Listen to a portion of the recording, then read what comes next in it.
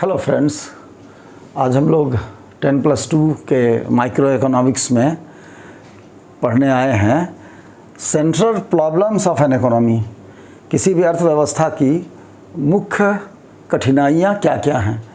तो इसमें हम लोग पहले देखें, कठिनाई पर तो हम लोग जिक्र करेंगे, लेकिन पहले हम लोग देखते हैं कि किसी भी अर्थव्यवस्था में प्रोडक्शन, एक्सचेंज और कंजम्पशन, उत्पादन, विनिमय और खपत जो है किसी भी वस्तु का या सेवा का, ये बेसिक और सबसे महत्वपूर्ण इकोनॉमिक एक्टिविटी है। यानी किसी भी माल का बनना, उत्पादन होना, कृषि में उत्पादन या इंडस्ट्री में उत्पादन या किसी लग्जरी गुड्स में उत्पादन, कपड़ों का उत्पादन, मशीनरी का उत्पादन, साइकिल का उत्पादन, बाइक का उत्पादन, कारों का उत्पादन, कंप्यूटर्स का उत्पादन, और फिर उसका सही मूल्य मिलना, उसका एक्सचेंज होना उत्पादक के लिए, सप्लायर के लिए, और फिर उसकी सही खपत होना किसी भी वस्तु और सेवा का, ये किसी भी अर्थव्यवस्था का जो फोरमोस्ट और बेसिक, सबसे महत्वपूर्ण और बुनियादी इकोनॉमिक आर्थिक एक्टिविटीज़ है, ये काम है। दूसरी चीज़, ये तो इकोनॉमिक एक्टिविटी सबसे महत्वपूर्ण है, प्रोडक्शन, एक्सचेंज और कंजम्पशन, इसको हमने देखा। अब दूसरी जगह पर हम लोग देख रहे हैं, पॉइंट नंबर 2 में हमने लिख रखा है कि for this basic economic activities, ये जो फोरमोस्ट महत्वपूर्ण और बुनियादी जो इकोनॉमिक जो एक्टिविटीज़ है हम लोगों की, इसके लिए और इसको फिर आगे बढ़ाने के लिए, क्योंकि प्रोडक्शन तो एक लेवल का काम नहीं है, ये तो मल्टी लेवल, मल्टी लेयर काम है। एक्सचेंज भी और सेल भी, उसके लिए भी बहुत सारी चीज़ें उसमें इन्वॉल्व होती हैं, और खपत तक माल को पहुंचने में, खपत करने में भी बहुत सारे लेवल्स हैं। तो और ये हमारा बेसिक इकोनॉमिक एक्टिविटी का हिस्सा है। तो इस बेसिक इकोनॉमी एक्टिविटी के लिए और इसके फर्दरेंस के लिए, ताकि इस पूरे प्रोडक्शन में जितने भी स्टेजेस हैं, एक्सचेंज में है और कंजम्पशन में है, इसके लिए हमने यहाँ पर फर्दरेंस का लफ्ज़ इस्तेमाल किया है। एवरी इंडिविजुअल, चाहे कोई व्यक्ति उसका उत्पादन करता हो, एक व्यक्ति किसान किसी चीज़ का, अनाज का उत्पादन करे, या पूरी सोसाइटी करे, या पूरा देश उसमें सम्मिलित हो, उसमें शामिल हो, तो एक व्यक्ति को भी, एक फ़र्द को भी, एक इंडिविजुअल को भी, एक समाज को भी, या जैसे कोऑपरेटिव सोसाइटी हमारे यहाँ बहुत सारी चीज़ें उत्पादन करती हैं, तो वहाँ पे सोसाइटी जो है वो उत्पादक है, वो प्रोड्यूसर है। और अगर कहीं कहीं पे पूरी देश है, जैसे बहुत सारी ऑर्डिनेंस फैक्ट्रीज़ की चीज़ें हैं, डिफेंस का सामान है, या बहुत सारे पब्लिक सेक्टर अंडरटेकिंग की मैन्युफैक्चरिंग एक्टिविटी है, या गवर्नमेंट की पॉलिसी है जो वन एंड ऑल को अफेक्ट करती है, तो for this basic economic activities, यानी इकोनॉमिक बेसिक इकोनॉमिक्स क्या है? Production, exchange and consumption. इसके लिए और इसके फर्दरेंस के लिए, इसको पूरी तरह से काम को मुकम्मल करने के लिए, चाहे एक व्यक्ति द्वारा वो काम किया जा रहा हो, एक सोसाइटी द्वारा, या पूरे देश द्वारा, इस व्यक्ति को या इस सोसाइटी को फेस करना पड़ता है, सामना करना पड़ता है शॉर्टेज का, या क्राइसिस का, या स्कार्सिटी ऑफ द रिसोर्सेस का। क्योंकि अगर कहीं पे हम एक फैक्ट्री करना चाहें, तो उसके लिए हमें दक्ष मैनेजर की ज़रूरत होगी, दक्ष इंजीनियर की ज़रूरत होगी, बहुत सारे स्किल्ड लेबर की ज़रूरत होगी, स्किल्ड लेबरर्स की ज़रूरत होगी, तो उनको हमें लाना पड़ेगा। खेती बाड़ी में भी यही दक्षता का बहुत बड़ी अहमियत है। और सामान का तो हर जगह शॉर्टेज है, क्योंकि अगर हम मनचाहा चाहें कि कुछ चीज़ें हमको मनमाने तौर पर मिल जाएं और मनमानी कीमत पर मिल जाए, तो वो नहीं मिल सकती। जैसे मैन पावर की कभी कभी बहुत कमी होती है, या इसी तरह से हमें अच्छे इंजीनियर्स नहीं मिल पाते हैं, हमें फैक्ट्री लगाने के लिए ज़मीन नहीं मिल पाती है, जिसको हम लोग अगले लेक्चर में पढ़ेंगे कि फैक्टर्स ऑफ प्रोडक्शंस क्या क्या हैं। तो इस फर्दरेंस ऑफ प्रोडक्शन, एक्सचेंज और कंजम्पशन के फर्दरेंस में हमें सबसे जो ज़्यादा चीज़ परेशान करती है, वो शॉर्टेज या क्राइसिस, या जिसको स्कार्सिटी ऑफ द रिसोर्सेज कह रहे हैं, उसका। और यही जो रिसोर्सेज का जो क्राइसिस है, इसकी जो स्कार्सिटी है, ये जन्म किस चीज़ को देती है? ये जन्म देती है थ्योरी ऑफ चॉइस को। इकोनॉमिक्स में चॉइस का ये मतलब नहीं है कि हमारे पास पसंद बहुत ज़्यादा है, हमें तरह तरह की चीज़ें उपलब्ध हैं और हम उसमें से पसंद करें, नहीं। अपने गिवन रिसोर्सेज में हमें जो जो चीज़ें उपलब्ध हैं, उसको किस रेशियो में, किस अनुपात में हम अपने सेट ऑफ गुड्स को कैसे बनाएं। हम अपने सेट ऑफ गुड्स को, एक देश, एक व्यक्ति सोचेगा कि हम अगर कार की फैक्ट्री यहाँ पे अच्छी बना सकते हैं या बाइक मोटरसाइकिल की बना सकते हैं, चूँकि गुड्स स्कार्स हैं या गुड्स महंगे हैं। महंगे इसलिए हैं कि उनकी कमी है। अगर बहुत ज़्यादा हो जाएगा, पानी की कोई कमी नहीं है तो पानी की कीमत कुछ भी नहीं है, बहुत कम है। आमतौर से पानी की कोई कीमत हम अदा नहीं करते, ज़मीन से निकाल लो और कहीं से ले लो। तो चूँकि गुड्स स्कार्स है, इसलिए ये जो स्कार्सिटी है ये गिव्स राइज टू, ये हमारी मजबूरी होती है कि हम चॉइस करें। जो थ्योरी ऑफ चॉइस है, या इसको हम लोग ये कह दें कि प्रॉब्लम, इसको यहाँ लिख दें, to the problem, the problem of choice और थ्योरी ऑफ चॉइस, ये स्कार्सिटी ही है जो हमें थ्योरी ऑफ चॉइस को जन्म देती है, या प्रॉब्लम ऑफ चॉइस को। क्योंकि डिफरेंट सेट्स ऑफ रिसोर्सेज में हम डिफरेंट सेट्स ऑफ ऑप्शंस हैं मैन्युफैक्चर करने के लिए, हमें उसमें चुनना होगा कि हमारे लिए बेस्ट कौन सा सूटेड है। एक समाज को चुनना हो, और अगर देश एक पंचवर्षीय योजना बनाता है कोई देश, या एक बजट बनाता है, तो उस हिसाब से वो चुनता है कि किस चीज़ की ज़रूरत है। और हमारे गिवन रिसोर्सेज में जो रिसोर्सेज हमें अवेलेबल हैं, स्कार्सिटी तो है, फिर भी उसमें जो भी अवेलेबल है उसमें हम बजट में क्या करें कि ये देश अपने इकोनॉमी को बैलेंस कर सके या कुछ विदेशी मुद्रा भी कमा सके। तो इसीलिए चूँकि क्राइसिस और स्कार्सिटी ऑफ रिसोर्सेज का होता है, गुड्स एंड सर्विसेज का होता है, दैट इज रिसोर्स का होता है, this scarcity gives rise to the problem of choice और थ्योरी ऑफ चॉइस। इकोनॉमिक्स में जो थ्योरी ऑफ चॉइस है या कंज्यूमर बिहेवियर है, तो वो क्राइसिस के चलते ही है। अगर कोई चीज़ बहुत सरप्लस है तो उसमें कोई चॉइस नहीं है। अगर हर चीज़ें, हर तरह की चीज़ें अवेलेबल हैं और हमारे पास संसाधन भी है, पैसे भी है, तो फिर चॉइस क्या है, जो चाहेंगे खरीद लेंगे जाकर। तो थ्योरी ऑफ चॉइस को क्राइसिस ही जन्म देता है, ये एक चीज़ है। इसकी डिटेल हम लोग पढ़ते रहेंगे। और तीसरी बात हमने लिखा है कि the scarce resources of an economy और ए कंट्री, एक देश के लिए, हैव कंपीटिंग और alternative usage, that is every society और nation has to decide as to how to use its scarce resources। क्योंकि गुड्स स्कार्स हैं तो सरकार भी फैसिलिटेट करती हैं अपने बजट में, टैक्स हॉलीडे देती हैं, टैक्स एग्जम्पशन देती हैं, या टैरिफ को कम करती हैं, वो जीएसटी के टैरिफ को कम करती हैं। एक्साइज ड्यूटी हुआ करता था और अभी भी कुछ है कुछ चीज़ों पर, तो उसको गवर्नमेंट तय करती है, या रेट ऑफ इंटरेस्ट को मॉनेटरी पॉलिसी में बढ़ाती है, घटाती है, आरबीआई के ज़रिए वो चीज़ होती है। तो कई चीज़ें हमारी सरकार भी बजट में और पंचवर्षीय योजना में ऐलान करती हैं। तो ये the scarce resources of an economy और कंट्री, एक देश का, हैव कंपीटिंग और अल्टरनेटिव यूसेज। इन कंपीटिंग और अल्टरनेटिव यूज़, कंपीटिंग मतलब ये रिसोर्सेज जो हमारा है, ये किस चीज़ के लिए बेटर कम्पीट करेगी, कार बनाने के लिए या बाइक बनाने के लिए, हमारे ज़रूरत के हिसाब से, हमारे वांट्स के हिसाब से, हमारे नीड्स के हिसाब से और हमारी चॉइस के हिसाब से। चॉइस हमारी मजबूरी होती है क्राइसिस में।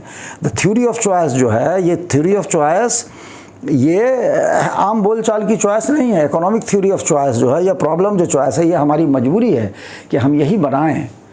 हमारा देश हेवी इंडस्ट्री में जाए या हमारा देश कॉटेज इंडस्ट्री में जाए, ये हमारी मजबूरी है और इसको हम लोग तय करते हैं, हमारी सरकारें तय करती हैं, इंडिविजुअली भी, व्यक्तिगत रूप से भी हम तय करते हैं। एक फैक्ट्री वाला, एक एंटरप्रेन्योर जो है, वो भी तय करता है कि हमें बड़ी फैक्ट्री लगाना चाहिए, मझोली मीडियम साइज़ लगाना चाहिए या क्या लगाना चाहिए, और हमारी मजबूरी क्या है, हम कौन सी चीज़ बनाएंगे जो बिकेगी, जो पब्लिक के नीड को फुलफ़िल करेगी और पब्लिक के डिमांड को फुलफ़िल करेगी। तो इसीलिए फिर हमने तीसरे पॉइंट में लिखा है, the scarce resources of an economy और कंट्री हैव कंपीटिंग और अल्टरनेटिव यूजेस। कई अल्टरनेटिव, उनमें हम लोगों को देखना पड़ेगा, इंटरप्रेन्योर को देखना है और देश को भी देखना है कि हमारा जो रिसोर्सेज है, स्कार्सिटी ऑफ रिसोर्सेज जो है, वो किस चीज़ के मैन्युफैक्चरिंग में कम्पीट करेगी, डिमांड के हिसाब से और मैन्युफैक्चरिंग के हिसाब से, कंजम्पशन के हिसाब से और प्रोडक्शन के हिसाब से। हमारे जो रिसोर्सेज हैं, जो स्कार्सिटी ऑफ रिसोर्स, जो स्कार्स रिसोर्सेज हैं, वो कैसे कम्पीट करेंगे, हम बाइक बनाएं या कार बनाएं, या फिर उसको दूसरे शब्दों में हम कह सकते हैं कि अल्टरनेटिव यूसेस क्या हैं। तो ये सोसाइटी, ये व्यक्ति, सोसाइटी या एक देश तय करता है। तो ये हमने प्रॉब्लम्स ऑफ इकोनॉमी सेंट्रल, जो मेन प्रॉब्लम है, मुख्य जो प्रॉब्लम्स हैं, जो कठिनाइयाँ हैं किसी भी इकोनॉमी की, उसको हमने लिखा है। और इसके बाद फिर हम लोग देखेंगे कि डिटेल्स पढ़ेंगे कि इसको कैटेगराइज, इस प्रॉब्लम को हम कैसे कैटेगराइज कर सकते हैं। तो इसको लिख लें स्टूडेंट्स, इस पॉइंट को लिख लें और लिख के इसको पढ़ें और इसको समझें, इसको याद भी करें और इसको समझें ज़्यादा, याद कम करें, ज़्यादा समझेंगे तो पूरी तरह याद हो जाएगी। और इसके बाद हम आगे चल रहे हैं हम लोग।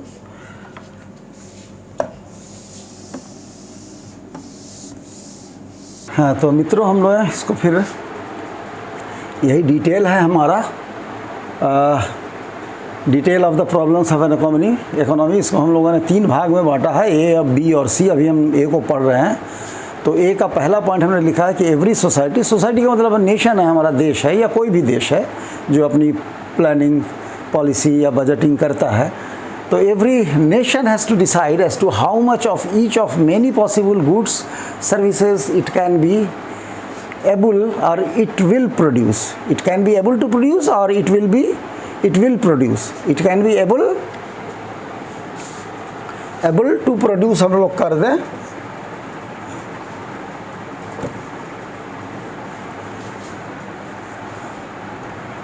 It can be able to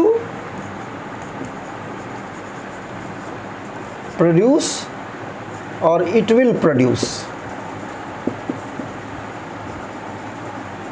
तो ये हमारे सरकार को तय करना है, हमारे नेशन को, जो एक हमारा बृहत्तम सबसे बड़ा समाज है हमारे किसी भी देश के लिए, उसका जो राष्ट्र होता है वो सबसे बड़ा समाज होता है। तो उसको तय करना है जो set of goods and services हमारे पास ऑप्शंस है बनाने के लिए इसका रिसोर्स में। तो इसमें ये क्या बनाएगा और कितना बनाएगा, तो ये देश को तय करना है कि as to how much of each of the many possible goods, किस कम्बिनेशन को हम लेंगे और उसको कितना बनाएंगे या हम कितना बना सकते हैं, उसके हिसाब से सरकारें उसकी पॉलिसी को तय करती हैं।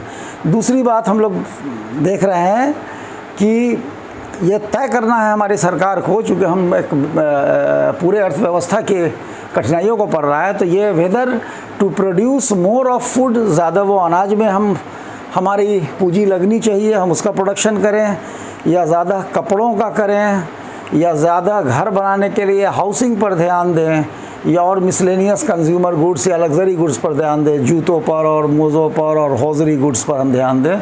ये पॉलिसी सरकार को तय करनी होती है, ये नेशन को तय करना होता है। तीसरी चीज़ है कि whether to produce more agriculture product और it will have industrial product. अब सिर्फ एग्रीकल्चर और इंडस्ट्री में गवर्नमेंट को ऑप्शन चुनना है कि दोनों का कम्बिनेशन क्या होगा, या बिल्कुल एक को एलिमिनेट कर दिया जाए और दूसरे को रखा जाए। तो मोर ऑफ एग्रीकल्चर प्रोडक्ट होगा, रखा जाए, या इंडस्ट्रियल प्रोडक्ट और सर्विसेज को रखा जाए।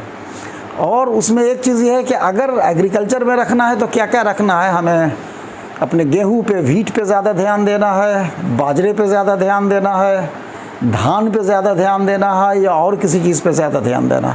और अगर इंडस्ट्रियल प्रोडक्ट है तो इंडस्ट्रियल प्रोडक्ट में गवर्नमेंट ये सोचेगी, देखेगी कि हम स्मॉल और मीडियम साइज़ इंडस्ट्री पर ध्यान दें या हेवी इंडस्ट्री पर ध्यान दें।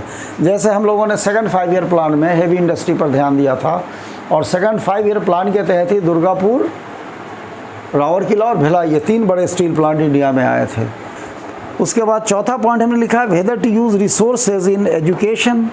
हम एजुकेशन पर, विद्या और तालीम पर और पढ़ने लिखने पर ज़्यादा खर्च करें, या हेल्थ पर ज़्यादा खर्च करें, या मिलिट्री सर्विस पर ज़्यादा खर्च करें। और फिर अगर मिलिट्री सर्विस में हम ज़्यादा खर्च करना चाह रहे हैं तो हम मिलिट्री में कम्बैटेंट स्टाफ की बहाली ज़्यादा करें, या मिलिट्री हार्डवेयर पर ज़्यादा खर्च करें। या एजुकेशन पर हम खर्च करना चाह रहे हैं तो हम ये देखें कि हम बेसिक एजुकेशन पर ज़्यादा खर्च करें, हमारे लिए फ़ायदेमंद होगा देश के लिए, या हायर एजुकेशन पर हम ज़्यादा खर्च करें। तो ये सारी चीज़ें हमारी सरकार को देखना पड़ती हैं, तय करना पड़ता है। तो इसे आप लिख लें। फिर हम लोग दूसरे पॉइंट, ए तो हमने कर दिया, बी पर हम लोग डिस्कशन करेंगे।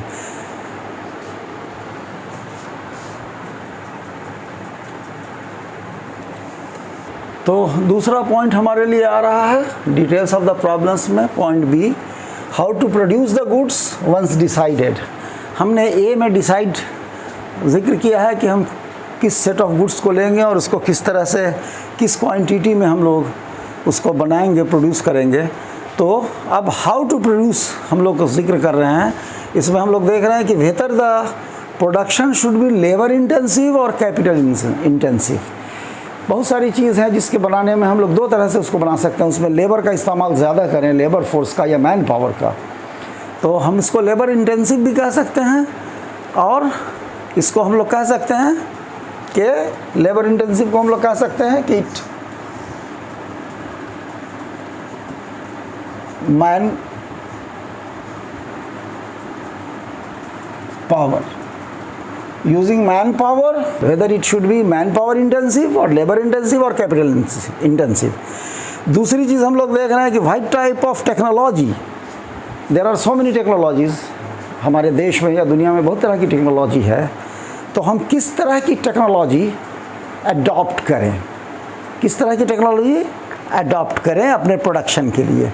तो ये भी हमें देखना होगा, हमारे राष्ट्र को देखना पड़ता है, देखता है सारी दुनिया के देश, सारी दुनिया की इकोनॉमी के डेवलपमेंट के लिए और उनकी कठिनाइयों को दूर करने के लिए वो देखती हैं। हमारे देश में भी देखा जाता है और हम लोग देखते हैं इसको। तो अब हम लोग तीसरे पॉइंट की तरफ आ रहे हैं। हाँ, तो ये हमारा तीसरा पॉइंट है कि who will be the consuming this goods, जो हम मैन्युफैक्चर कर रहे हैं और जिसके लिए हमने आगे 2 पॉइंट्स लिखे और उनकी कठिनाइयों को लेकर के। तो इस जो सामान बनेगा या जो सर्विसेज होंगी, तो इसको कंज्यूम कौन करेगा, इसका उपभोक्ता कौन होगा। तो उपभोक्ता के हिसाब से भी हमें देश में हमारे जो ज़रूरत है वो सबसे ज़्यादा ज़रूरत किसको है, किस चीज़ की है। मतलब एक डॉक्टर के उपभोग करने के लिए जो मशीनरी चाहिए उसकी ज़्यादा ज़रूरत है, या किसान को खाद की ज़्यादा ज़रूरत है, या हमारे सेना वाहिनी को मिलिट्री हार्डवेयर की ज़्यादा ज़रूरत है। तो उस हिसाब से how the produce of the economy be distributed among the individuals और अमॉन्ग द ऑर्गेनाइजेशंस, इसको हम लोग लिख रहे हैं इंडिविजुअल्स एंड ऑर्गेनाइजेशंस, और whether to ensure the minimum consumption. अब हम लोग देख रहे हैं whether to ensure the minimum consumption. अगर हमारे देश में कंजम्पशन बहुत कम है, लोगों का खाने पीने की चीज़ें अवेलेबल कम हैं, तो हम एग्रीकल्चर पर ज़्यादा ध्यान देंगे और एक मिनिमम कंजम्पशन सरकार फिक्स करेगी, जो हम लोग राशनिंग सिस्टम से, सरकारी सस्ते गल्ले की दुकान से या कम कीमत के चावल और गेहूं और तेल दे करके जिसको सरकारें पूरा करती है। जो हम लोग भारत में देखते हैं कि कई जगह लाल कार्ड और पीला कार्ड और इस तरह से एक मिनिमम कंजम्पशन को सरकारों ने तय किया है कि इतना एक आदमी के घर में राशन पहुँचना चाहिए, एक आदमी घर में इतना पर कैपिटा पर हेड, इतना कंजम्पशन, इतनी खपत जो है चावल की और गेहूं की और तेल की होनी चाहिए। तो उसको सरकारें इंश्योर करती हैं या नहीं करती है। अगर उस मुल्क में इतनी गरीबी नहीं हो, सारे लोग संपन्न हो, तो फिर मिनिमम कंजम्पशन को इंश्योर करने की ज़रूरत नहीं है, लोग खुद से कर चुके हैं या उस लेवल को पहुंच चुके हैं। और उसके बाद हम देखते हैं कि whether the basic education and basic health services भी made available free of cost. अगर उस देश में बहुत कमी है लोगों में बेसिक हेल्थ फैसिलिटी और बेसिक एजुकेशन नहीं मिल रहा है, तो क्या सरकार उसको फ्री ऑफ कॉस्ट प्रोवाइड करे, उसको मुहैया कराए सरकार। तो ये सरकारों को भी देखना है और इंडिविजुअल के लिए भी देखना है और ऑर्गेनाइजेशन के लिए देखना। हमारा हॉस्पिटल सिस्टम कैसा चल रहा है, उसके लिए हम सेट ऑफ गुड्स या सेट ऑफ सर्विसेज क्या प्रोवाइड कर सकते हैं, या हार्डवेयर हमारे यहाँ क्या क्या कमी है, या हमारे आर्मी में, हमारे एयरफोर्स में मैन पावर की ज़रूरत है या हार्डवेयर की ज़रूरत है। तो इस तरह की सरकारें इसको तय करती हैं। और उसके बाद दूसरी चीज़ ये है, ये स्टूडेंट्स हमारे समझ लें कि जो एलोकेशन ऑफ स्कार्स रिसोर्सेज हैं, इसी के लिए हम इकोनॉमिक्स पढ़ते हैं। तो एलोकेशन ऑफ स्कार्स रिसोर्सेज और उससे जो रिसोर्सेज से जो प्रोडक्शन होता है, उत्पादन होता है, तो उससे जो फाइनल गुड्स एंड सर्विसेज बनते हैं, उसका जो डिस्ट्रीब्यूशन है, उसका जो बंटवारा है, वो जनगण तक पहुँचे, वो इंडिविजुअल तक पहुँचे। ये उत्पादन से ले करके और इसकी वितरण प्रणाली तक पहुंचने तक कैसे वितरित किया जाए, सरकार सब्सिडी दे के करे, ओपन मार्केट में करे। तो ये सारा चीज़ प्रोडक्शन से लेकर के और गुड्स एंड सर्विसेज का डिस्ट्रीब्यूशन तक एक बहुत बड़ा प्रॉब्लम किसी भी देश के लिए, समाज के लिए होता है। तो दोस्तों, हम लोगों ने आज इस चीज़ को पढ़ लिया कि एक इकोनॉमी का जो है वो क्या क्या प्रॉब्लम है और उसको हमने कैटेगराइज करके समझा।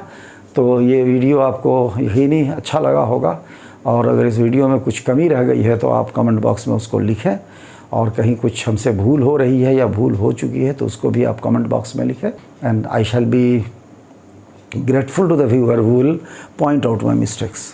तो थैंक यू वेरी मच, बहुत बहुत शुक्रिया, जय हिंद।